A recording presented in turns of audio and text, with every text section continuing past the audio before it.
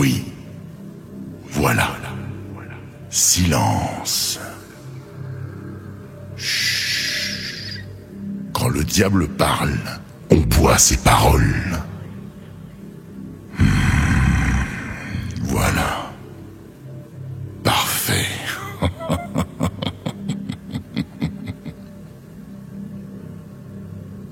Alors comme ça, on joue les explorateurs. On veut s'introduire dans les maisons abandonnées. On veut des frissons. C'est entendu, mes petits. C'est entendu. Vous vouliez jouer? Jouons alors. Vous n'êtes pas mes prisonniers, non. Vous êtes mes invités. Bienvenue dans la maison du diable. Faites comme chez moi.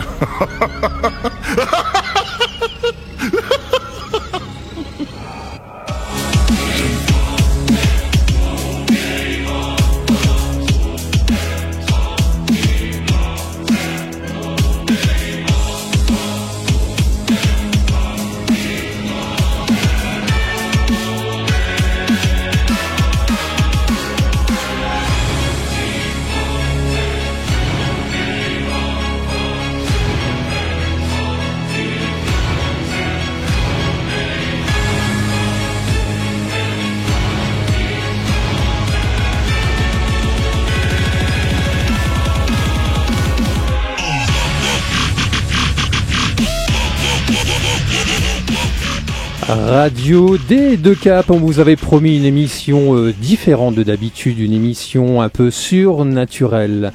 On va vous présenter nos invités. Nos invités se prénomment David et se prénomment Alexandre. Mais ils ont un point qui n'est pas commun. Ces personnes sont, écoutez, ils vont vous le dire eux-mêmes. David, bonjour David. Bonjour tout le monde. Tu vas bien ? Très bien, merci beaucoup. Est-ce que cette musique te correspond ? Oui, on va dire ça. On va dire ça. À côté de toi, il y a Alexandre. Bonjour à tous. Bonjour Alexandre. Bonjour. Cette musique, toi, te correspond ? Oui. Oui. Moi, je suis plus épique. Hein. Plus épique, Ouais. tout à fait. Bon, on a fait comme on a pu. Hein. Mais on a essayé de trouver c'est des choses, super bien foutu. Hein. C'est bien fait. On a essayé de trouver des Très choses belle qui sont en présentation. relation avec ce que vous allez nous raconter, nous apporter ce soir. Ouais. Mais pas que. David, Oui. tu es le fondateur d'une association. Non, Alexandre, Mais il tu a es été le envoûté. fondateur. Ça y est, il est envoûté. Il est envoûté. C'est pas lui, c'est l'autre. C'est pas lui, c'est l'autre. Alexandre, on va y arriver. Hein. Amis auditeurs, sachez que depuis tout à l'heure, je ne fais que l'amalgame entre les deux. Je pense que l'un des deux est possédé. Je dis ça, je ne dis rien. Alexandre, tu es le fondateur de cette association. C'est bien ça, depuis maintenant plus de 14 ans. Ouais. Alors, tout de suite, une question. Je pense que les auditeurs vont se poser. Pourquoi obscur ? Obscur, bon. À l'époque, justement, 2014, 2012-2013, en fait, c'était une association qui a été créée sous le nom de GIP pour Ghost Investigation Paranormale, qui est devenue par la suite Obscur. Et Obscur a été désigné par un PVE que j'ai reçu par le biais de la SB7. Donc la SB7, c'est un appareil qui permet de communiquer avec les esprits. On appelle ça de la TCI, de la transcommunication instrumentale. Et en fait, j'ai entendu par le biais, donc après je pense qu'au cours de l'émission, peut-être qu'on pourra en discuter, ça serait trop long à expliquer, mais on va dire pour raccourcir raccourcir tout ça, c'est voilà, Obscur a été donné par le biais d'un esprit. Voilà. D'accord, donc c'est voulu, ce n'est pas que obscur, ça veut dire quelque chose pour toi en tout cas. Voilà, c'est vraiment quelque chose qui me parle beaucoup. Voilà. Amis auditeurs, nous avons ce soir deux personnes, dont un caméraman qui lui, il est dedans aussi forcément, mais Oui. c'est lui qui vous rapporte ces reportages Tout à fait, qui sont sur vos sites, sur vos réseaux en tout cas, à vous Obscur. c'est ça. Pourquoi avoir mis ces reportages pour le mortel que nous sommes ? Pourquoi ? Pour faire découvrir, pour faire peur ? Pour partager, ouais. Partager ce qu'on vit généralement en enquête. Ouais. Parce qu'en enquête, on voit des choses. Quand je dis voir, c'est péjoratif. On ressent beaucoup de choses que dans le monde d'invisible qu'on ne peut pas expliquer. Donc on essaie de trouver, on essaie de les filmer, de trouver les preuves que ça existe, tout ça, et on les partage avec tout le monde. Voilà. C'est ça. Moi, c'est plus par le biais justement de mon enfance. Voilà, j'ai vécu des choses que je peux toujours pas expliquer, et en fait par le biais justement de ces expériences vécues, en fait j'ai voulu comprendre après par la suite par le biais des documentaires, parce que quand on voit des personnes communiquer avec les esprits, je me suis dit tiens, ça pourrait être intéressant de pouvoir comprendre de ce que je vis, et en fait par la suite j'ai évolué, j'ai essayé d'apprendre par le par le biais des lieux abandonnés, par beaucoup de choses. Et par la suite, ce qui était intéressant, c'est que voilà, après par la suite, bon, j'ai fait un documentaire, enfin un épisode, on va dire, pour avoir de l'aide à ce moment-là, qui a été tourné dans la maison de ma maman en 2012. Et en fait, j'ai eu tellement de retours que je me suis dit, tiens, je suis pas seul fou. Comment on peut, voilà. Peut-on être fou ? On est fou quand on fait ce métier, ou en tout cas cette passion quelque part pour toi ? Quand c'est quelque chose qu'on peut pas maîtriser, qu'on va vers l'inconnu, c'est des choses on pourrait dire fou, mais après moi je dis toujours, faut vivre l'expérience pour le comprendre, d'être sur le terrain pour essayer de le comprendre. Après, quand l'humain n'est pas capable de le comprendre, le seul truc c'est qu'on peut se désigner comme fou. En fait, vas-y. Dans ce domaine-là, si je puis dire, c'est qu'il y a toujours des sceptiques aussi. Bien sûr. Les sceptiques, je pense que c'est ces personnes-là qui peuvent dire mais non, il est fou quoi, enfin c'est n'importe quoi. Ça... Après je me pose la question aussi, nous sommes nés dans ce monde pour un but bien précis, c'est les gens ils se lèvent, ils vont travailler, ils vont faire beaucoup de choses, mais où on va après? Tu remarqueras, Alexandre, qu'à côté de toi, il y a quelqu'un de paranormal. Hein. Tu feras pas attention si tes appareils s'affolent sur ta droite. On le sait. C'est normal. Moi, je veux de problème avec personne. C'est ça. Mais quelque part, tu vas en avoir, hein, parce que ce monsieur va sortir un appareil tout à l'heure et il va dire, je comprends pas parce qu'il est pas hanté, il est envoûté. Bienvenue. Alexandre et David, alors je ne sais pas lequel des deux va pouvoir répondre à cette question, mais pour les auditeurs qui nous écoutent, une question en tout cas est importante. Avez-vous peur de ce que vous allez découvrir quand vous faites ce reportage ou vous êtes blasé ? Non, on a toujours une inquiétude quand même, parce qu'on ne sait pas sur quoi on peut tomber. Moi, par expérience, je sais que j'ai ramené quelque chose après une enquête chez moi, et c'était pas joyeux, on va dire. Donc des fois on peut ramener des trucs. On peut ramener des trucs. Donc de là on se protège comme on peut. Donc, alors quand tu parles de protection, c'est-à-dire moi qui est croyant, je prie. Donc je me protège avec la prière surtout. Et puis je lui dis qu'il a rien à faire ici et puis voilà, qu'il a rien à faire ici en fait. Après, je te coupe là 2 minutes parce que pour nos auditeurs qu'on situe bien les choses. Tu ramènes des trucs chez toi. Ouais. Les mauvais esprits. On parle un petit peu entre nous. Mais justement, pour que ce soit clair pour les auditeurs, tu ramènes quoi au juste ? Une enquête, c'est quoi ? Je sais que mon enquête au Portel, j'ai ramené une présence chez moi. Ouais. J'ai ramené. Tu allais enquêter pourquoi ? Le but, c'était pourquoi ? Pour trouver des preuves du paranormal, de fantômes, Comme quoi la vie après la mort existe. En fait. D'accord. Moi, j'aime pas dire fantôme pour moi. Moi, j'aime pas dire ce mot fantôme parce que c'est basique. Je trouve, je cherche surtout l'énergie qui reste en fait, parce qu'en fait tous les lieux, parce que moi et Alex, on fait souvent des lieux historiques, donc ils ont un passé énorme. Donc on fait beaucoup de lieux historiques, donc la plupart du temps il y a un passé qui reste, il y a un résidu du passé en fait, il y a un résidu du passé, tu vois. Et je sais moi j'ai ramené la présence qu'on a détectée à l'enquête du Portel, et je l'ai ramenée chez moi, elle est venue chez moi. Et je le sais, c'est parce que je sais qu'il était là.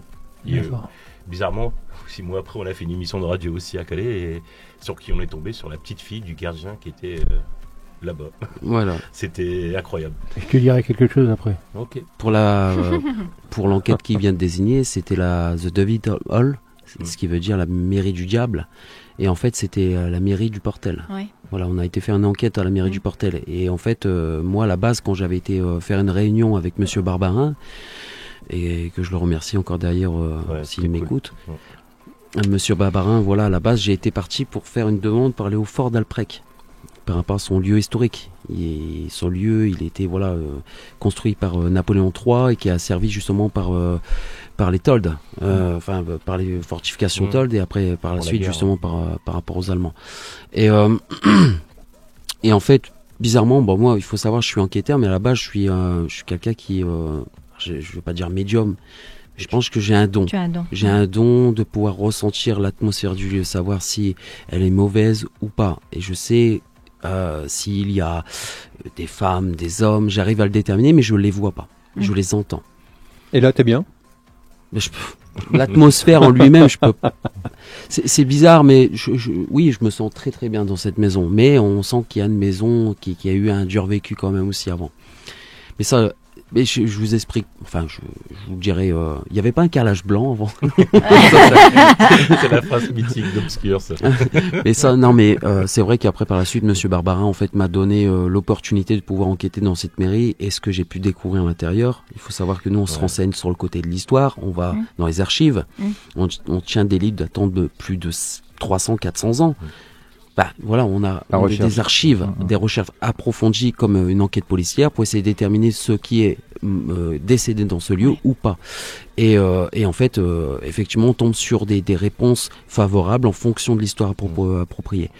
Et donc du coup, ce qu'il disait David, effectivement, moi ça a été grave aussi, mais ça...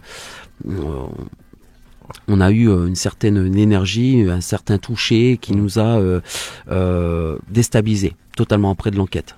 Alors je sais pas si j'ai le temps où il y aura à nuiser parce que je vois que le point il arrive en fait. Non, t'inquiète pas. C'est vraiment que ça explose.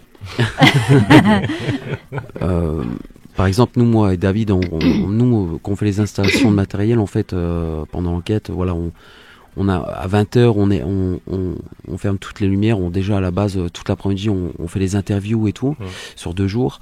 Et au soir, on fait à peu près 8 heures d'installation. Donc ça veut dire au matin, on commence déjà à installer. Donc il faut tirer les câbles du DVR, il faut poser les caméras. On a à peu près une quinzaine de caméras. Les caméras thermiques, les micros. Il y a beaucoup de matériel. Les kilomètres de câbles, c'est terrible. C'est terrible. À la fin, c'est terrible.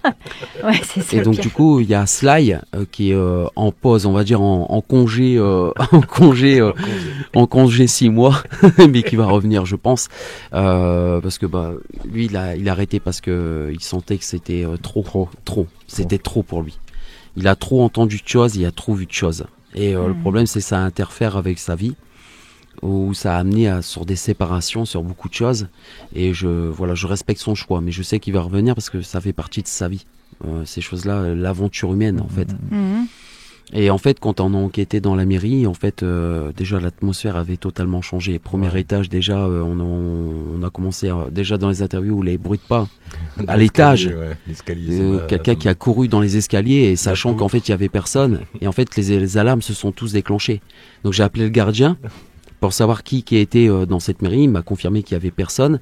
Et en plus, de son côté, il avait reçu en fait un appel de l'astreinte qui est sur Paris pour dire qu'il y avait enregistré un passage dans le hall de cette mairie. Sachant qu'il y avait personne. Nous, on était dans les sous-sols. Et donc, on savait déjà à quoi s'attendre par rapport à cette enquête.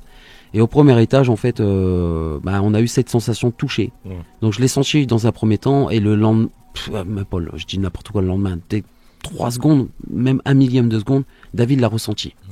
On a eu une traversée énergétique incroyable. C'est exactement le mot que je cherchais. Et en fait, plus qu'on avançait, plus qu'on montait au deuxième étage, plus qu'on ressentait une énergie très négative.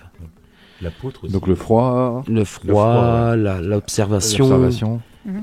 Et puis surtout, moi, ma capacité, c'est, je me dis, je suis en danger. Moi, je reviens sur la traversée. Ça nous a déséquilibrés tous les deux. Tu te rappelles? Sur la traversée, ouais. Quand on s'est fait traverser tous les deux par cette orbe, parce que ça a été capté.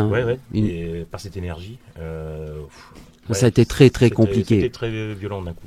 Très violent parce qu'on a eu, puis ça a été filmé, en plus on voit une boule arriver et non, on peut pas la voir parce qu'on a infrarouge, on est dans le noir la plus totale. D'ailleurs, on vous voit dans les reportages quand vous êtes l'un derrière l'autre à un moment donné, et quand l'un ressent quelque chose, l'autre des fois ne ressent pas, et après il reçoit. J'ai vu sur un reportage avec une voix, j'ai entendu ça sur un reportage à vous. Souvent, justement, je suis le transmetteur de l'énergie. C'est con à dire, mais David arrive à me transmettre des choses, mais je pense que devant la caméra, je suis un meneur. C'est-à-dire que comme j'ai cette faculté de ressentir les choses, je guide ni plus ni moins David. Lui, il va guider, il va ressentir de ce qui se passe derrière. Moi, je vais savoir ce qui se passe devant. C'est quoi dire, mais c'est tout un ensemble d'observations énergétiques. Et je sais que quand je ressens quelque chose, David, il me capte. Il le sait, parce que souvent, les bruits de pas où il se passe quelque chose. Et c'est très difficile à l'expliquer parce qu'il faut le vivre pour le comprendre.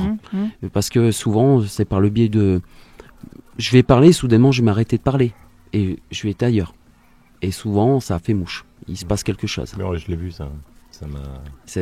Quand on voit le visage du collègue changer en un quart de seconde, on se dit, là, il se passe quelque chose. Ouais, il se passe quelque chose de pas normal. Donc, très difficile à expliquer. Alors, David, Alexandre, pour votre information, on reçoit un petit message, là, on fait en direct sur la radio, donc par le biais de Messenger. On a Alexis qui vous fait un petit coucou, il vous écoute de New York, il est 14h30 là-bas. Super. Bien le bonsoir Alexis, ça me touche énormément. Merci à toi. Une petite précision, Olivier, s'il te plaît, les messages, ils arrivent de où ce soir? Principalement New York. Là, j'ai du Messenger si tu veux. J'ai du Messenger avec. Et d'ailleurs, on est en plein dedans parce qu'on a une photo de New York là en direct. C'est Times Square. Alexis, à Times Square, on voit le Halloween, la parade du. Super. La parade d'Halloween. C'est très sympa. Cool. Merci à toi. Merci. Et si tu pourrais prendre une petite photo, je sais pas, d'Obscur et de faire une petite photo sur Times Square, ça serait vraiment la classe. Comme ça, je mets sur Facebook. Bon Alexis, si tu entends, dans ces cas-là, tu peux faire ce qu'il demande, il n'y a pas de souci. D'ailleurs, fais-le parce que tu risques d'être envoûté. Sans le pendule, David. Oui, Fred. Si ce soir tu as un message par Minitel, tu laisses tomber. D'accord. Tu sais que le 3615 s'est arrêté quand même. Hein. Non, mais il vient d'un autre temps, lui. Il y avait 118, 218 à un moment. Il est déconnecté de toute façon. En parlant de déconnecter David et Alexandre, ou Alexandre, peu importe, vous êtes tous les deux dans votre reportage, à un moment donné, vous avez encore la notion de qui vous êtes, la notion de où vous êtes à un moment donné, où vous êtes perdu, parce que moi sur un reportage, je vous ai vu, et à un moment donné, il y a un de vous deux qui fait « Écoute, t'as entendu ?» et on entend une voix qui arrive après. Voilà. Et l'autre personne qui est devant, alors je pense que c'est Alexandre qui est devant, et il dit « T'as entendu ? C'est quoi ? Je ne sais pas. » Et vous repassez à un moment donné en boucle cette voix, mais à un moment donné, on voit qu'il y a David, et il est un peu perdu. Il regarde, il est un peu hagard, et il revient après. C'est par moment vous êtes perdu dans vos pensées ou Non, c'est en fait, on se sent submergé par cette vague d'énergie qui nous submerge d'un coup. Donc on peut dire les pensées, oui bien sûr, parce qu'on se dit mais qu'est-ce qui se passe d'un coup et qu'est-ce qui s'est passé. Je reviens aussi sur la transmission de l'énergie. C'est-à-dire que quand ce que tu as entendu, c'est que moi je l'entends. Mais David, souvent, il ne l'entend pas forcément. Je le guide, en fait. Et souvent, je le guide. Ou j'entends des choses. Voilà. Ou j'entends des choses que lui, il n'a pas entendu. C'est aléatoire. Ou une énergie. C'est aléatoire. Ou une sensation de froid que moi, j'ai ressenti, que lui, il n'a pas forcément eu aussi au même moment. Donc, ça joue sur nous deux en permanence quand on enquête. Donc, ça va aller sur Alex et puis ça peut venir vers moi d'un coup et vice versa en fait. Voilà, tout à fait. Et dans les dans les manifestations, est-ce que vous avez eu des agressions assez violentes? Bien sûr. Tu t'es fait brûler la main au Portel. Alors bien sûr, je reviens sur la mairie du Portel. Moi j'ai ma caméra qui est positionnée juste derrière vous. C'est qui a été utilisée justement pour. Je me suis mis en fait dans la tour. Alors déjà dans le processus en fait, on a eu cette traversée énergétique. On s'est retrouvé au 3e étage et soudainement déconnecté. Je me suis senti déconnecté. Je vais dans la pièce, je me sens attiré. Et là, alors la fameuse SB7, c'est une spirit box qui permet de faire un balayage de fréquences radio. Il y a 5 modes dessus. 120 ms, 150 ms, 200 ms, 250 ms. 120 ms, c'est 120 balayages par minute. Pardonnez-moi pour le bafouillage. 250 ms, c'est 250 balayages par minute. Et en fait, moi je le mets souvent à 120 ms. Et quand nous sommes avancés en fait dans ce couloir, je demande est-ce qu'il y a une présence ici? Est-ce qu'on vous dérange? Et ça fait. Alors le bruit c'est ça, c'est. Ça fait. Alors, pour que les auditeurs comprennent, si ça te dérange, c'est-à-dire que tu n'es pas le bienvenu, quelque part. En fait, je lui pose la question si je suis le bienvenu ou pas. D'accord. C'est la question. Mais tu attends cette réponse ? Tu veux cette réponse ? Alors justement, c'est très intéressant, mais là c'est un autre sujet. Ah. Parce que c'est très intéressant ce que vous me dites. Parce qu'à ce moment-là, on parle de monde parallèle. Mais ça, je reviendrai plus tard. Ouais. Parce que souvent, les entités ont amené de poser des bonnes questions. À chaque fois quand je pose une question, ça me répond automatiquement à ma propre question que je pense. C'est très contradictoire ce que je suis en train de dire. Mm-hmm. C'est-à-dire si, admettons, je réfléchis à une question, ça me répond. Sans l'avoir posé. C'est difficile à l'expliquer. Et là, bon, à ce moment-là, je l'avais posé. Est-ce que je vous dérange ? Est-ce que l'équipe vous dérange ? Si oui, et ça fait, d'après mes souvenirs, ça fait va-t'en. Et puis là, il m'a fait une menace très clairement. On va te pendre. Donc c'est ça. Va-t'en, on va te pendre. Mais très clairement, sans pouvoir analyser, tu l'as bien compris. Sans pouvoir. Tu sais même pas qui t'es à faire. Pas du tout. Non. Pas du tout. Moi, je suis dans une mairie. Dans une mairie, quand une personne normale, il y a rien. Que le JPOS administratif, on doit c'est tout. Attention, c'est la mairie du Portel aussi. Et en fait, on m'a fait clairement une menace. Et soudainement, je me sens attiré. Je suis attiré face à une fenêtre qui se trouve au bout de la pièce. David me suit. Il est obligé de me suivre. Il le sent que l'atmosphère autour de lui, elle a totalement changé. Et l'air est devenu plus glacial. Et on le voit dans la vidéo, de toute façon. Tu vois, au début, on cherche notre chemin. On cherche notre chemin, comme on est dans le noir total. Ouais. Faut pas oublier que moi, je suis guidé grâce à l'écran de la caméra. C'est la caméra. Voilà, il n'y a que ça. Moi, j'ai que ça comme vision, en fait. Et je le vois, lui. Mais on est dans le noir total. Donc, tous nos sens, ils sont un peu au taquet, façon de parler. Ça, pas forcément la vision, mais notre ouïe, notre corps, il réagit à tout ça. C'est stimulé. L'atmosphère change. Et moi, je l'ai vu changer parce que au début, il cherchait ses pas, il se cognait contre les murs et tout. Puis dès que je l'ai vu changer, bizarrement, il connaissait le lieu par cœur. Et dans le noir total.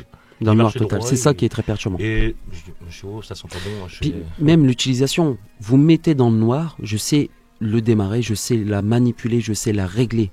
Ça fait 15 ans que je l'utilise. Je sais comment la manipuler. Même en dessous de la table, j'aurais pu la régler, la lancer. Là, je suis rentré dans la pièce, j'ai observé la pièce. Enfin, j'ai observé la pièce dans un premier temps, j'ai regardé par-dessus j'ai regardé à la fenêtre. Et David, il m'a dit, ça va, Alex ? Et là, j'étais un moment comme du somnambulisme, d'être somnambule. Entre le rêve, d'être conscient mais aussi de ne pas être... de pas être conscient aussi. Hallucination, non ? Non, c'est même pas question d'hallucination, c'est une question d'endormir. D'être ailleurs. Ouais, voilà, comme un voyage astral, d'être. C'est bizarre, c'est très bizarre cette sensation. Et David m'a dit, et ces moments qu'il me l'a posé, je m'en souviens plus, très clairement. Et en fait, je sais pas, je le regarde, j'ai toujours la SB7 qui est allumée, je vais dans le couloir du fond. Et là, soudainement, je sais pas, j'essaie de la régler, j'arrive plus.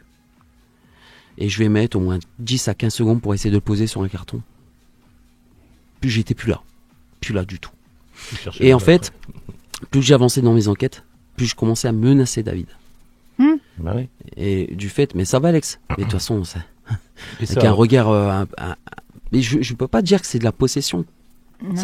Pour moi, c'est pas comme exorcisme, attention. Non, on va pas se lever, on va pas se mettre, on va pas se mettre à léviter, quoi que ce soit. Non, ça joue sur le subconscient, ça joue sur le physique. C'est la marionnette.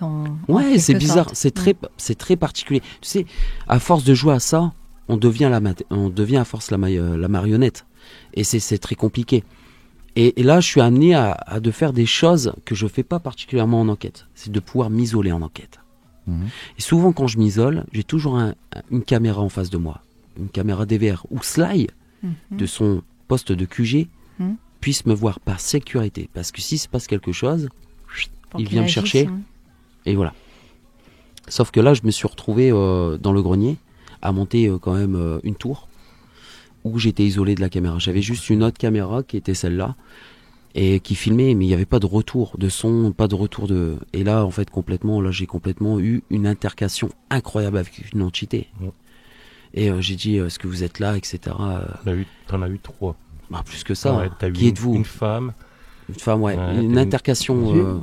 Tu appelles ça les entités, c'est ta manière de protéger, de les protéger par discrétion, ou alors c'est d'appeler toutes les personnes comme ça parce que je ne sais pas qui c'est réellement. En fait, on peut pas savoir qui c'est parce que le seul truc nous qu'on a, c'est grâce au témoignage des gens et à leur histoire de. Voilà, l'historien qu'on a fait venir et tout. On a fait venir des historiens. Vous savez qu'il y avait déjà plus de 300 morts qui sont pendant la Seconde Guerre mondiale en 39-45, quand le Portel était rasé à 95%, il y a plus de 300 cadavres qui ont été entreposés dans la mairie du Portel, ça faut savoir. Et peu de personnes ici le savent. Ça a été une morgue. C'est parce qu'on a rentré dans les archives et on était voir des historiens qui a été filmé et on a fait une interview avec. Mais derrière, on savait pas qu'en fait, on s'est rendu compte que par la suite. C'était un hôpital de secours. C'était un hôpital de secours. Et juste à côté, il y a une morgue. Il y a beaucoup de morts. Alors, Alexandre, j'ai un oncle qui était là-bas. Alexandre, j'ai Eric de Ris-Oringis qui me demande si vous êtes déjà rentré en contact avec quelqu'un de connu. Ou avez-vous déjà rencontré quelqu'un de connu en entité? Non. Non, pas personnellement. Non. Ou vous n'êtes pas au courant peut-être? Ou on n'est pas au courant. Nous ce soir. Oui. Toi ce soir.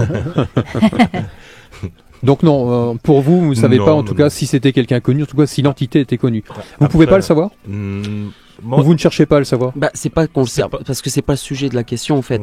Enfin, du fait de l'enquête. Peut-être au théâtre. Mais quand on a enquêté au théâtre, peut-être qu'on est tombé sur une des anciens artistes décédés de l'époque. La Dame en Rouge. Ouais, la Dame en Rouge. C'est le titre de la vidéo. De l'émission.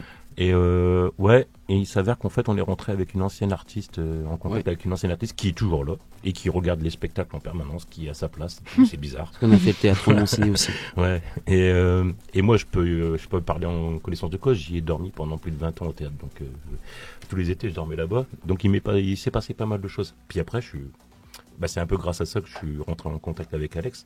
Et je voulais faire ça en fait. Je voulais approfondir les questions que je me posais. Et quand je me baladais tout seul, parce que j'étais tout seul dans le théâtre la nuit, quand on fait la ronde, il se passe des choses un peu bizarres. Vous n'avez pas peur de déranger l'au-delà justement? Si, je pense qu'on le dérange sans vouloir le déranger. Je sais pas comment l'expliquer. De toute façon, si on le dérange pas, le paranormal vient à nous, dans tous les cas. Donc c'est du 50-50. Ce qu'on dérange en fait, c'est justement de pas avoir forcément des bonnes autorisations. C'est-à-dire les autorisations, on peut communiquer, mais je pense que les autorisations au-dessus peuvent entraîner justement à la mort. Je vous dis ça aux connaissances de cause parce que j'ai fait les annonciates de Boulogne-sur-Mer l'année dernière, où toutes personnes qui ont travaillé dans les annonciades sont tous décédés d'un problème d'intestin. Tous. Sauf que moi, j'ai été faire une enquête et 2 semaines après, je me suis retrouvé dans un état très critique où j'ai laissé mon intestin complètement déconné, où j'étais si vous voulez savoir un peu plus, mon côlon était gonflé à 87%. Aïe, aïe, aïe. Donc j'aurais été arrivé à l'hôpital 2. Et puis j'ai laissé traîner quand même 2 mois. Mais en fait, quand je suis... Alors, pour moi, je peux dire que c'est juste une bactérie. Ceci, cela. J'ai fait les examens. Oui, on va raisonner scientifiquement. On va raisonner à ce moment scientifiquement. Moi, j'essaie de trouver médicalement. J'essaie de trouver, de savoir s'il n'y a pas un cancer, un truc comme ça. Et en fait, je suis ressorti de l'hôpital sans aucune information. Ils ne savent pas. Mais de toute façon, c'est le but d'Obscur à la base, c'est de toujours trouver la solution la plus radicale et la plus possible. Ouais, c'est ça. On dit paranormal, mais on essaie de toujours trouver la solution. On est très rationnel. Ouais. On dit pas paranormal à tout. Il y a des recherches après derrière. On dit pas qu'on est toujours avec des fantômes ou des esprits à la Ghostbuster. Non, pas du tout. À la base, des preuves concrètes. Ouais, bien sûr. Voilà. C'est juste ça. On essaie. C'est le terme d'un enquêteur. Il y a un avant, un pendant et un après. On essaie de toujours trouver. Il faut. Après, ce qu'on voit sur YouTube en ce moment, c'est la mode justement d'enquêteur. On veut se faire peur. Voilà, le côté urbex et tout. Nous, on est resté à l'ancienne. C'est-à-dire que nous, on enquête. On essaie de trouver des solutions et de savoir, par exemple, voilà, il y a l'histoire du lieu, il y a telle personne qui est décédée. Maintenant, on va essayer de rentrer en communication avec ces personnes, savoir s'ils sont bien et tout. Mais parfois, c'est aussi les communes qui nous demandent notre prestation. C'est pas nous qui va vers eux. C'est Boulogne aussi qui vient vers nous et partout. Oui, parce que je pense que depuis le temps, vous êtes fait une notoriété, si je puis dire. Donc forcément, les gens font appel à vous pour des enquêtes. Voilà, c'est ça. Puis on est sérieux surtout. Très sérieux sur ça. Très sérieux sur Est-ce que vous faites des particuliers? J'en ai fait. Ouais. J'ai arrêté. Alex, Parce qu'on est à la fois enquêteur mais psychologue à la fois. Et de voir une famille avec des enfants en train de pleurer, c'est très difficile. Alors Obscur, je vous coupe, mais c'est marrant quand même parce qu'on a de New York, regardez ce qui nous arrive. Il vient d'être chopé à New York en direct. Génial. Un Ghostbuster. Il n'y a pas de hasard dans la vie. J'y pense, bizarrement, t'as vu. Un Ghostbuster qui est devant donc Alexis qui se situe à New York et qui nous envoie ça pour vous le montrer. Excellent. Il n'y a pas de hasard dans la vie. Mais je compte sur lui Alexis. pour la petite photo. Ah mais il t'a fait la photo hein. Ah, C'est qui Ouais, il t'a fait la appelle photo. Obscur Ça, est c'est à New chouette. York. Oh, Voilà. ah Cool. super. On nous exporte aux États-Unis, c'est bien. Super. Je t'enverrai la photo dans ces cas-là. C'est Merci. génial. L'association Obscur est avec nous pour nous parler du paranormal, mais pas que, puisque l'on découvre à un moment donné le paranormal sous une autre dimension. Nous connaissons les fantômes, nous connaissons les poltergeists par les émissions, par les films à la télé, mais là on nous explique de choses plutôt inquiétantes, avec des problèmes à la clé, avec des soucis suite à ces reportages, dont David et Alexandre font partie et essayent de vous dévoiler un maximum. Olivier, je veux revenir vers toi avant d'aller vers les invités. As-tu toi déjà participé à ce genre d'expérience ? Oui, tout à fait. Ah, alors ? Tu es revenu normal ? Bah, en fait, on a envie d'en rire quand on dit normal parce qu'en fait, on laisse des traces sur certaines choses. Moi, c'était quoi ? Un esprit qui est entre moi et ma femme à l'époque, donc on voulait plutôt à moi. Et du froid, énormément de froid, et puis plein de choses qui se passaient, voilà. On va pas entrer dans les détails. Et puis un jour, un médium est arrivé avec un pendule égyptien. Et j'ai vu le pendule égyptien, normalement ça tourne, hein, un pendule. Bah lui, il est remonté, à la verticale, jusqu'en haut avec tous les nœuds. Et là, je l'ai regardé, je dis, bah, ça c'est pas bon du tout, ça. Et puis un homme en noir qui est apparu, voilà. C'était un duplex. Et puis donc le mec, il s'est barré. Il s'est barré, c'est vrai. Il s'est barré, puis on est resté comme ça, on a allumé une lumière, et puis elle s'éteint, et puis un truc, on dit on devient fou, et j'ai éteint, mais non, c'est pas vrai. Et puis un jour, qu'est-ce qui s'est passé ? Je dis bon bah tant pis, moi je vais prendre des choses en main, ça paraît ça bizarre, mais quand vous avez du linge qui pend, et qui se balade, et puis qui, voilà, de droite à gauche, puis vous le regardez, il se bouge plus, vous dites j'ai pas fumé la moquette pourtant. Et puis un jour, je dis bon allez, perso, je vais prendre les choses en main moi-même, parce que bon voilà, c'est pas un secret, il y a des choses qu'on a en soi ou pas. Et puis voilà, j'ai fait quelque chose. Et puis le lendemain, bizarrement, l'appart était devenu tout chaud. Et je me suis levé, je suis allé à la cuisine. Et c'était bizarre, parce que j'ai pas de voisin au-dessus, pas de voisin en dessous, pas de voisin sur le côté, mais sur la droite, mais elle était partie en vacances. Et là, j'entends des chœurs d'église. Des chœurs d'église, ouais. Et là, je me dis, mais c'est bizarre ça. Et en fait, quand j'ai commencé à réfléchir à ce que ça pouvait être, ça a disparu. Et c'était les chœurs du soulagement des esprits de ce qui avait été fait avant. Voilà. Et après, quelques mois plus tard, c'est ça qui était intéressant, c'est que dans une maison, il y a du papier peint. À l'époque, hein, moi maintenant, on détapisse. Un peu moins, ouais. Et là, qu'est-ce que je découvre ? Un pentacle derrière. Un énorme pentacle sur le mur. Et avec des signes qui n'étaient pas forcément bons. Donc alors, en fait, il y avait des choses qui se faisaient dans explique le pentacle pour les personnes qui ne connaissent pas à la radio. Bah, c'est un cercle avec un double cercle en fait, avec une étoile. Avec une étoile, et puis dedans, bon, on va mettre des signes, ce qu'on veut mettre des signes. Donc en fait, ce que j'avais vécu 6 mois avant, eh ben j'ai compris pourquoi après. Voilà. Donc vous voyez bien que les esprits sont là, il y a des gens qui s'amusent aujourd'hui à faire des choses chez eux, avec des verres, des trucs. C'est très dangereux. Et c'est dangereux, ça peut être dangereux quand c'est pas maîtrisé. Je parlerai pas d'esprit, je dirais plutôt des incarnés. Des incarnés, Parce que des incarnés, ce sont des personnes qui n'ont jamais vécu sur cette terre. C'est ça. Voilà. Donc c'est une provocation, enfin pas une provocation, c'est une invocation, je pense, pour avoir le mal dans cette maison. C'est ça. C'est ça. Donc il faut toujours faire attention. Il y a des gens qui ne se rendent pas compte de... Ouais. Alexandre, je vais me faire l'avocat du diable comme à toute émission ici. Comment savoir si c'est la vérité, vos reportages ? Comment savoir qu'à un moment donné, c'est pas un montage ? Je pose cette question parce que j'ai Stéphane qui me pose la question d'ailleurs. Il me dit comment savoir si c'est la vérité dans ces reportages ? Est-ce que c'est pas un montage, c'est-à-dire est-ce que c'est pas quelqu'un d'entre vous qui fait une voix, qui fait quelque chose ? Voilà. Cette question, je la pose. Alors souvent, c'est très difficile parce que c'est une très bonne question. Souvent, nous, quand on fait un documentaire dans des lieux historiques ou autres, on demande toujours des conventions. Enfin, les communes demandent des conventions. Donc, ils demandent quelles personnes seront sur place. Bon, dans un premier temps. Et souvent, quand on est enfermé dans un lieu, on est enfermé. Donc on peut sortir, mais on peut rentrer dans le lieu. Après, de notre côté, on a déjà pris des gens d'extérieur, on va dire des abonnés, pour prouver notre crédibilité. Des témoins presque. Des témoins, des gens qui ont été tirés au sort sur Facebook et sur le Fort d'Alprec. Et sur le Fort d'Alprec, on l'a fait. Et eux, ils ont un retour. Mais ça revient au même. Vous allez voir un documentaire ou quoi que ce soit, même s'il y a des témoins comme vous venez participer à une enquête, peu importe, les gens auront toujours une critique négative ou positive. Ça fait partie de la vie. Il faut un équilibre dans la vie. Mais moi, c'est un combat de toute une vie. C'est un combat de ce que j'ai vécu en étant petit. Et c'est surtout, et de mentir aux gens, ça veut dire mentir à moi-même à ce moment-là. Et de mentir à moi-même, ça veut dire que je mets en question ce que j'ai vécu en mon enfance. Donc pourquoi mentir aux gens ? Je gagne pas ma vie sur ça. Je travaille pour. David travaille. Il a son métier aussi. On a notre boulot. Nous, on fait ça vraiment par passion. Vous n'êtes pas croque-mort, non ? Non. non, pas à ce point-là. Mais par exemple, que j'ai perdu mon grand-père il y a au mois de septembre, je l'ai accompagné. Et en parlant de croque-mort, je l'ai accompagné comme un croque-mort. C'est-à-dire que je l'ai accompagné, j'ai aidé, je l'ai sauvé, je l'ai habillé. Enfin, voilà, comme un croque-mort.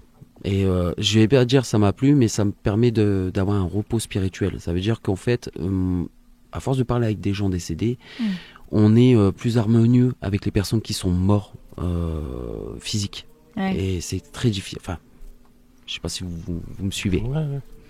Voilà. Bref. Et puis, on n'a aucun intérêt à mentir. Je vois pas l'intérêt. De toute façon, c'est simple. Si je veux, comment il s'appelle ce monsieur Stéphane. Dans tous les cas, je vais te dire un truc. Si obscur, fake, je m'amuserai pas à sortir un documentaire tous les années. Déjà dans un premier temps. Ça veut dire que si je commence à faker, ça veut dire que tu as un documentaire tous les 15 jours sur YouTube. Donc ça veut dire qu'il y a un intérêt financier derrière. Moi, c'est pas du tout mon cas. C'est-à-dire que moi, je vais mettre 1 an pour faire un documentaire parce qu'il sera très bien construit.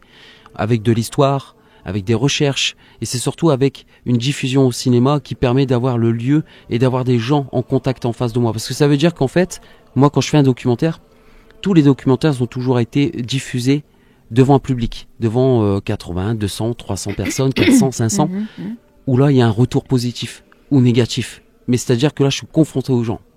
Donc, si quelqu'un parviendrait à faker, il ne ferait pas des diffusions dans des salles de spectacle, dans des salles de cinéma. Ça veut dire que ça veut dire que faut vraiment être, excuse-moi du terme, d'être vraiment assez con de faire du fake et de diffuser, d'avoir un retour et surtout d'avoir des questions-réponses avec des gens. Et de toute façon, les gens qui font ça, tôt ou tard, ça revient. Et je me suis jamais caché. Les gens, ils savent quoi. Enfin, ils s'en aperçoivent. Ils s'en aperçoivent. Mais les gens, je leur ai toujours dit sur les réseaux sociaux, si un jour ils veulent un rush, ils l'auront. Il n'y a aucun problème. Ça permet aussi de prouver notre crédibilité. Et souvent, quand on fait un live au poste de QG avec Sly, on poste un téléphone et on est en live. Et souvent, les bruits arrivent. Alors bien même sûr. Qu'on est. Et donc, du coup, ça permet une crédibilité aussi. Alors, par petite expérience, pas moi personnellement, parce que je suis pas là le sujet, mais j'avais une dame que je connaissais qui s'appelait, son nom c'était Madame Dieu. Voilà, j'ai rencontré après comment c'était passé, mais cette dame, elle communiquait avec les morts, les esprits. Essentiellement aussi avec sa mère. Et elle m'expliquait qu'en fait, il y a les ultrasons, forcément. Ouais. Et elle c'était le fait de faire couler de l'eau, d'éplucher des légumes, etc., ça crée des ultrasons. Elle mettait son magnéto et elle s'est tournée comme ça. Ah, je dirais pas ultrasons. Enfin voilà, elle avait la matière. De la matière, voilà. Et le fait de ça a attiré. Et elle m'a fait goûter des cassettes. Et c'était impressionnant. Ouais. Parce que j'ai dit, c'est pas possible de faire elle-même un son comme ça et machin.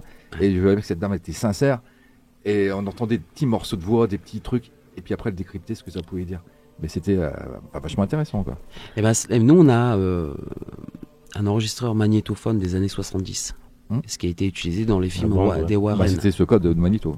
C'est les magnétophones à bande, c'est les meilleurs. Ouais.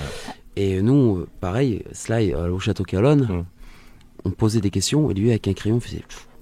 Oui. Et du coup, en faisant ça, ça apporte une matière. Ça permet que l'esprit prenne de la matière dans le. Parce que le son qu'on entend, ça c'est dans l'air. Donc du coup, l'énergie, l'entité peut prendre justement ces fragments de son pour formuler un mot. D'accord. Voilà. Alexandre et David, vous êtes ouverts ce soir à toutes nos questions, je l'entends. Bien sûr.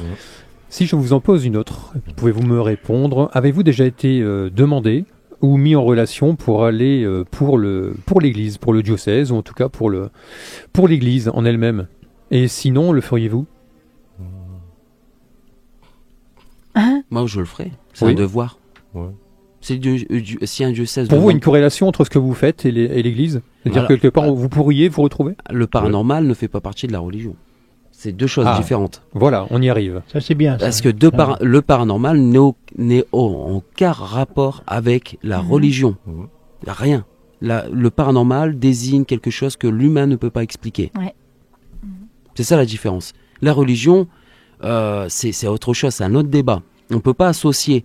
Parce que c'est devenu associé par le biais justement par rapport à L'Exorciste, le film en 1972. Et en fait, quand on parle de paranormal, on parle tout de suite d'un exorciste pour enlever le mal. Oui, mais c'est pas que ça. Les gens font peut-être l'amalgame avec les lieux sacrés. Ouais, c'est pour ça. Où là, il y a peut-être eu réellement des massacres. Oui, mais de toute façon, chaque pierre a un massacre, enfin, a une histoire. Donc pour vous, c'est pas uniquement dans un endroit sacré que l'on peut trouver les meilleurs reportages ou des choses comme ça. Bien sûr que non. On peut faire les plus beaux endroits du monde. J'ai eu la chance de faire l'un des plus beaux châteaux au monde à Choquet en Allemagne, à la frontière allemande. J'ai été plus surpris sur la matière, sur les réponses que j'ai reçues au tunnel de l'Ave Maria. Le château de Fougeray. Château de Fougeray, Véronique de Fougeray, que je connais très bien. Oui, pour l'instant, on a fait beaucoup de... Enfin, elle est venue nous demander si on était intéressés. À l'époque, pour l'instant, c'était trop médiatisé. Le problème, c'est qu'il y a eu des gens... Après, il y a eu GuzeX à l'époque, qui a fait une enquête, et après, 2 semaines après, il a fait la tour Moncade, et dans la tour Moncade, en fait, il a fait un fake. Et après, c'est son côté, mais ça a pris tellement d'ampleur qu'en fait, les gens ont douté de ce château. Mais moi, je dis non, parce que je pense pour moi, je pense que le château de Fougeray n'est pas le plus hanté de France. C'est un lieu qui est probablement hanté. Mais il n'y a pas de plus ou que d'un autre. J'ai eu la chance d'aller en Italie. J'étais à Venise au mois de juillet, où j'étais en face de moi devant l'île la plus hantée du monde, l'île Poveglia. Un ressenti exceptionnel. Et pourtant, j'ai été de nuit. Et pourtant, on peut aller dans une maison abandonnée où il se passe des choses incroyables. Des poltergeists, des bruits de pas, des bruits... Alors, on parle de bruit. Depuis tout à l'heure, on met, je mets un fond musical qui est des chants grégoriens. Ces chants sont amenés, j'ai lu quelques articles avant de venir vous voir, sur vos réseaux, et ensuite maintenant vous venez nous voir. Ces chants sont sacrés et sont là, d'après plusieurs personnes du Vatican, indiquent des chants venus d'ailleurs, qui auraient été comptés à l'époque, pour que l'humain puisse rendre l'âme à un moment donné plus pieuse et à un moment donné plus tranquille. Pour vous, ces chants-là, vous recevez vous aussi cette énergie positive quand vous allez quelque part? C'est pas que du négatif? Parce que depuis tout à l'heure, on parle du négatif, vous n'êtes pas bien, vous êtes malade, vous avez des problèmes après, vous vous sentez pas bien, mais est-ce que par moment, dans vos reportages, vous dites « qu'est-ce que je suis bien là ?» Qu'est-ce qu'on est bien avec cette entité, ou qu'est-ce qu'on ressent comme bien-être, ou à l'inverse. Vous avez déjà eu ça? Oui. On peut rentrer avec une entité qui est super positive et puis qui nous veut aucun mal et on sent une sensation... bizarrement, on ne sentira pas le froid, on sentira une certaine chaleur. Mais donc agréable alors. Agréable. Mais moi, ça m'est arrivé au théâtre quand j'ai perdu mon papa. Et il est rentré en contact avec moi au théâtre parce que bizarrement, on l'avait fait. C'était le jour où on avait enquêté là-bas. Et dans un des PVE, j'entends mon prénom et je reconnais la voix de mon père et ça a été. Vous voyez, je me suis senti soulagé. Je me suis dit, ça va, il est là. Vous voyez, bizarrement, je me suis senti agréablement bien. Puis après, il y en a, c'est des néfastes, il y en a, c'est sûr, mais il y en a, non. Non, en fait, le lieu en lui-même veut rien dire. Mais... Parce qu'on parle de fréquence, donc là, il faut savoir que ces chants grégoriens ont été enregistrés sur la bande de 432 Hz. Et à un moment donné, est-ce que vous aussi, vous avez des corrélations entre les fréquences qui nous existent, enfin, nous connaissons, nous, en tant qu'êtres humains. Vous recevez aussi, vous, de certaines fréquences sur des appareils, parce que depuis tout à l'heure, on parle un peu moins d'appareils. Et j'ai d'ailleurs Stéphane qui me dit, qu'est-ce que vous utilisez comme appareil? Je pense qu'il n'a pas dû écouter le début de l'émission, mais dans vos appareils, vous recevez des fréquences, quelque chose, et dans ces cas-là, vous dites, ça c'est bon, avant de faire quelque chose. Alors, qu'est-ce qui vous permet de dire, quel appareil permet de vous dire, c'est bon ce qu'il y a en face, ou attention, ça arrive? L'entité arrive ou il y a quelque chose à côté de moi que je ne vois pas mais que je ressens par l'appareil. Si l'appareil nous donne une réponse, va nous le dire si c'est négatif ou si c'est positif.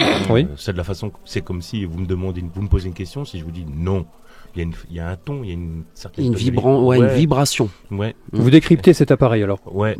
Il y a plusieurs formes d'appareils. Il y a le melmeter, qui peut déterminer justement la présence d'une entité. Alors on n'a toujours pas. Alors je vous parle justement, c'est pas par preuve. C'est une probabilité. On dit qu'un esprit dégage de l'énergie. Bon, et apparemment de l'énergie froide. Mais moi, j'ai toujours... on utilise des appareils, effectivement, on ressent... Aucune énergie ni froide. Mais aucune énergie ni froide, effectivement.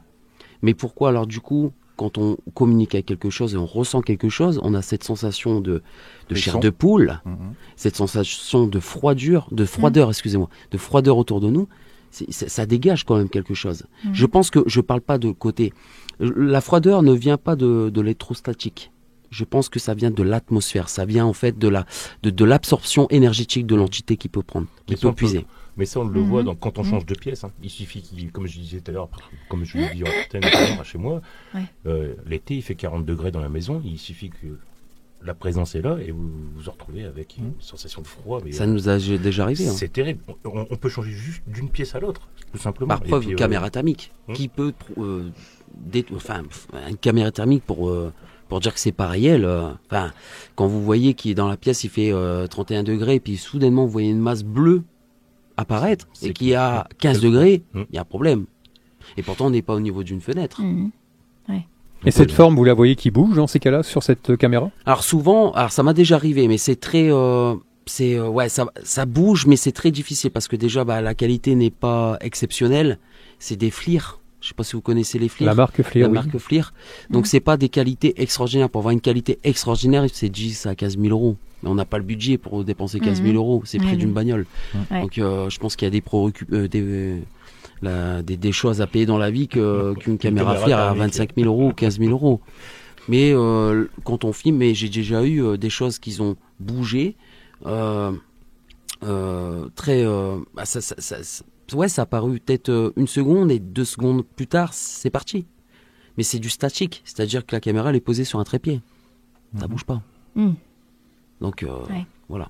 Et nous, on est au 2e étage. Donc voilà. Donc, c'est très compliqué à vous expliquer. Nous, on est juste témoins des choses. Nous aussi, des fois, on comprend pas, la chose sur le moment. Qu'on ressent, mais... Au moins, remarquez, ça nous apporte quelque chose. Vous ne comprenez pas tout, donc c'est-à-dire qu'il y a encore des choses à aller chercher. Mais bien sûr, un enquêteur apprendra... Il y a énormément de choses. Énormément. C'est comme dans la musique, c'est dans tout, même dans le bâtiment. On sait. La vie, on ne saura jamais tout dans la vie. Mais alors, tout à l'heure, on parlait des Hertz, par exemple, comme c'est que des apprentis. Beethoven, Mozart ou autres. À l'époque, ils connaissaient pas tout ça. D'accord. Ils ont tous composé en 432 Hertz. Ouais. Chose bizarre. Comment ça se fait que ces gens-là vont tous composer de la même façon? Je pense que moi, ça a été des gens qui ont été guidés par une force. Mais exactement. Donc ça, c'est encore un débat, mais je veux dire, quand on voit tout ça, c'est quand même pas normal que... On est déjà dans le paranormal, là. Pourtant, ce garçon, il était dyslexique. On est déjà dans le paranormal. Mais ça a toujours existé. Einstein, il était dyslexique à la base. Bien sûr. Et tout le monde se foutait de lui. Bien sûr. Et pourtant, c'était l'un des plus génies du siècle, enfin le plus intelligent. Et qui a regretté d'avoir créé la bombe atomique, enfin la formule. Qui l'a regretté après. Bien sûr. David, Alexandre font partie de l'association Obscur. Obscur, cette association qui a pour but de... Pour vous, vous allez appeler ça des chasseurs de fantômes. Eux, non. Eux sont des personnes qui vont faire des reportages. Depuis tout à l'heure, ils nous expliquent les inconvénients, les problèmes que l'on peut rencontrer en faisant ce genre de reportage, ce genre de rencontres, car on peut parler de rencontres. Et ces rencontres, on va en discuter tout de suite avec eux, car des fois, elles ne sont pas tellement agréables à avoir, et surtout quand vous le faites chez vous, seul, ou peut-être mal accompagné, parce que les accompagnements, vous allez voir, vous pouvez avoir tout et n'importe quoi. David, on parlait tout à l'heure d'accompagnement. Quand je dis un accompagnement, c'est-à-dire que si l'on fait un jeu, on va prendre un exemple, c'est la planche de Ouija où tout le monde peut acheter. Si l'on ouvre, tout à l'heure tu me parlais, on ouvre une porte, donc cette fameuse porte où on va appeler quelqu'un par cette planche, on peut avoir n'importe qui derrière, mais encore pire, on peut avoir, tu m'as dit, quelqu'un qui peut se faire passer pour la personne que l'on souhaite. C'est exactement ça, C'est un jeu très dangereux. Si c'est mal maîtrisé, ça peut être très très dangereux, On peut... Admettons, moi je vais m'en servir pour rentrer en contact avec ma maman. Il suffit que je le fais. Si je le fais bien, c'est possible que je rentre en contact avec elle. Il n'y a pas de souci. Ça peut être vraiment elle, mais ça peut être aussi quelqu'un qui se fait passer pour elle et puis qui après reste là, même si on lui dit de partir ou quoi que ce soit. Elle peut dire oui, je m'en vais. Elle va faire le silence pendant quelques temps, puis d'un coup, elle va rester. En fait, elle sera toujours avec vous en fait. Et si cette entité se fait passer pour elle et qui vous veut du mal, elle partira pas. Et là, il faut faire autre chose de plus grave encore. Il faut pas un exorcisme, mais limite appeler un prêtre pour bénir la maison, quoi. Limite. Et encore, les gens sont toujours pas conscients qu'ils sont envoûtés. Exactement. Parce que on va pas le savoir nous-mêmes, on va le savoir par le biais des autres. C'est-à-dire que c'est les autres qui vont te dire, mais en fait, t'as changé, t'es plus le même, t'es bizarre. Comportement, etc. Moi, je suis pas d'accord. Il faut arrêter je pense que pour moi, il faut arrêter de faire une fixette sur la Ouija. Habituellement, on reçoit des invités et quand ils ont des loisirs ou des actions, on demande comment peut-on commencer. Là, à l'inverse, vous nous dire comment il ne faut pas commencer. C'est-à-dire que pour vous, il ne faut pas jouer à la Ouija, il ne faut pas s'amuser avec les esprits. Si je me permets de répondre juste à ce que je voulais dire par rapport à la table de Ouija, c'est vraiment, c'est que les gens, ils ont une fixée sur la table de Ouija. La table de Ouija, ça fait peur. Oui. Mais tout support de communication font peur. À partir du moment où vous prenez un dictaphone, vous prenez un bout de papier pour faire de l'écriture automatique, vous prenez n'importe quel support. À partir du moment où vous voulez rentrer en communication avec une personne, vous ouvrez des portes, quel que soit justement le support. Et je vous dis ça en connaissance de cause. Donc quand on parle de support, pour les personnes qui nous écoutent, c'est-à-dire ça peut être une écriture, ça peut être... Ça peut être de tout. De tout. Tout à fait. Ça peut être dans la méditation. La méditation, on peut faire un voyage astral pour pouvoir communiquer avec quelqu'un. À partir de ce moment-là, on ouvre des portes. Là, on peut poser tout support. On prend un crayon, on veut communiquer par le biais justement de l'écriture automatique. C'est un support de communication. Mais on ne sait toujours pas à qui c'est. On peut parler. Et là, je rejoins David de ce qu'il dit. Il a totalement raison. Parce qu'on peut croire que c'est une personne qui est de famille. Bienveillante. Bienveillante. Mais qu'en fait, tu te font passer pour une personne bienveillante pendant X années. Et qu'en fait, finalement, autour de toi, tu vas te retrouver tout seul. Tu vas te séparer, tu vas t'isoler, tu vas commencer à boire. Tu vas commencer un impact social très grave.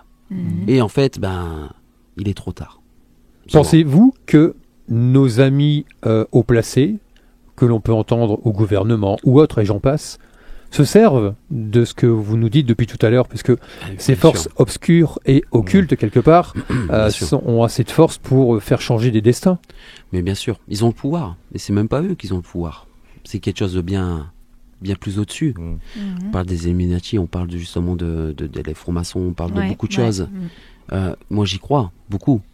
Je connais quelqu'un qui fait partie des francs-maçons, où il travaille dedans.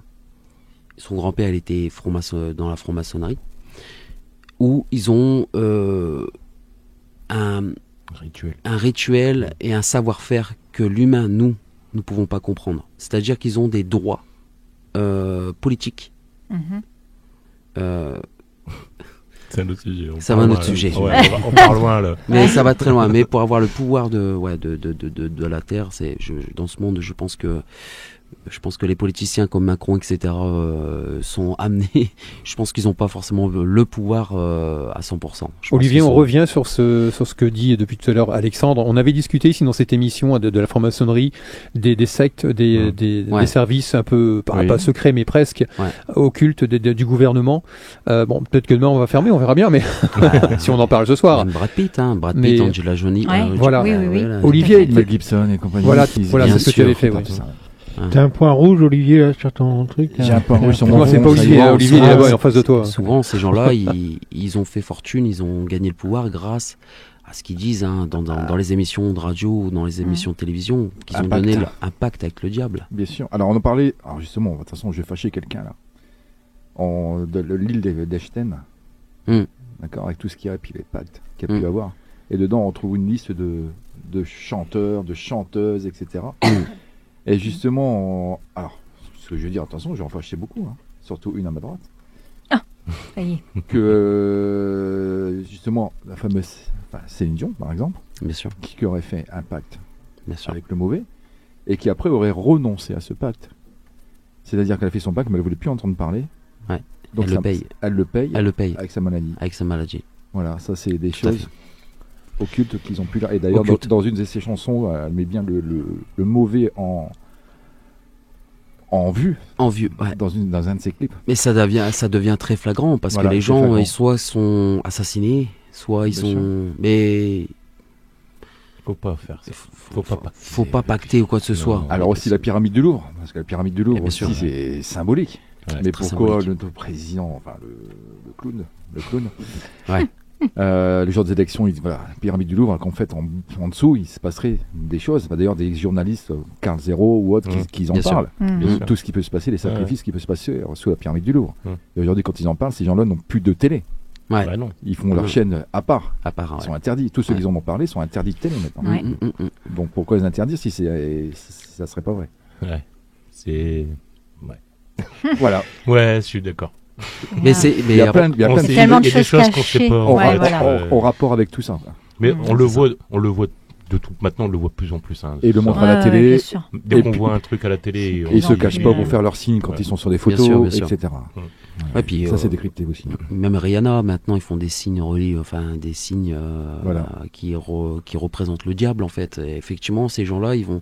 Mais c'est bizarre parce que tous ces gens-là, en fait, ils meurent très tôt de maladie ou ou ils vivent longtemps et puis. Quand on prend la cérémonie d'ouverture des JO, des JO. Je sais pas ce que vous en pensez, mais pour nous en tout cas, il y avait quand même pas mal de signes. Pas très bien. Non, j'ai pas aimé non plus. Hein non, pourtant j'adore le sport et tout, ça m'a fait mal au cœur. Ouais. Là, t'as moitié à poil. Non, voilà, ça m'a fait mal au cœur. En plus avec la scène, tu vois. Non, c'était pas cool. D'ailleurs, c'était décrié sur beaucoup de télé, d'émissions. Et puis, c'était représenté sur le caractère religieux. Philippe Catherine, par exemple. Oui, bien sûr. Il faut pas oublier qu'on a avec le tableau, le repas des. bien sûr. Voilà. La scène, les têtes coupées. La scène, c'est ça. Voilà, la scène, ouais. On parle du paranormal depuis tout à l'heure. On arrive sur un sujet. Tout doucement, on arrive sur le réel. C'est-à-dire qu'on parle de personnes qui sont aujourd'hui vivantes, mais qui seraient en relation avec l'au-delà. Mais vous, messieurs, vous, David et Alexandre, vous êtes en relation souvent avec l'au-delà, quelque part. Qu'est-ce qui peut nous dire qu'aujourd'hui, vous n'êtes pas envoûté quelque part? Voilà. Non, moi je pense pas. Mais vous ne pensez pas, mais comment en être sûr? Parce que de tout à l'heure, dans vos propos, vous m'avez dit, on ne peut pas le savoir. On peut pas le savoir, non.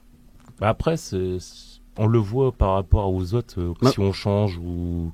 Enfin, moi je prends l'exemple d'Alex. Si Alex, je vois qu'il a changé comparé à avant, je lui dis, il se passe quelque chose, il y a eu un truc. Mais sinon... non, ça va.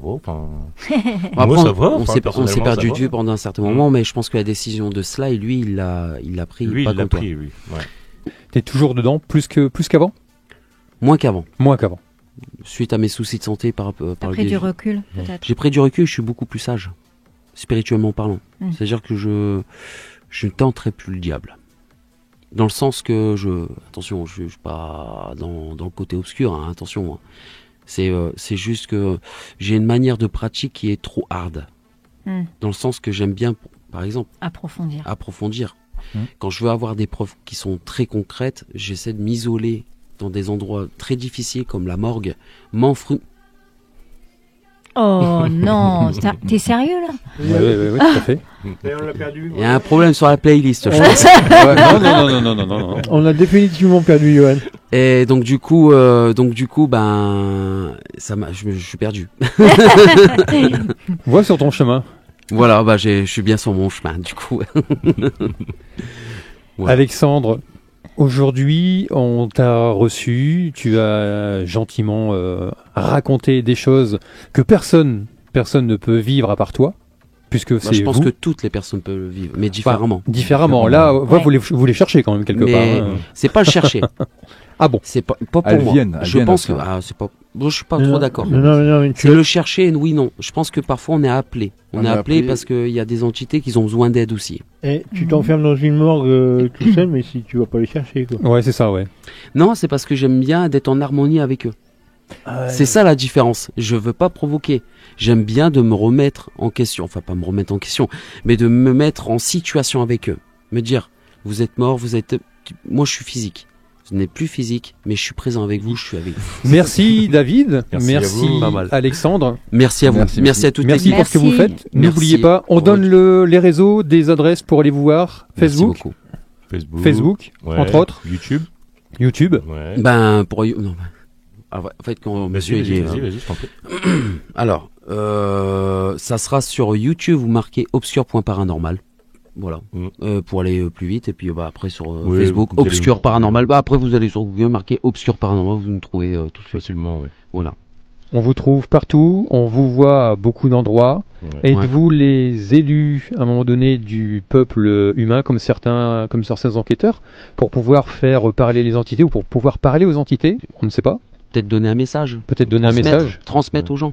Transmettez-leur, dites-leur qu'un jour on ira les retrouver peut-être. Enfin non, c'est sûr d'ailleurs. Ils le savent. Oui. Je pense transmettre de ce que c'est là-haut pour assurer l'humain sur cette terre. Ouais. Je pense que c'est ça.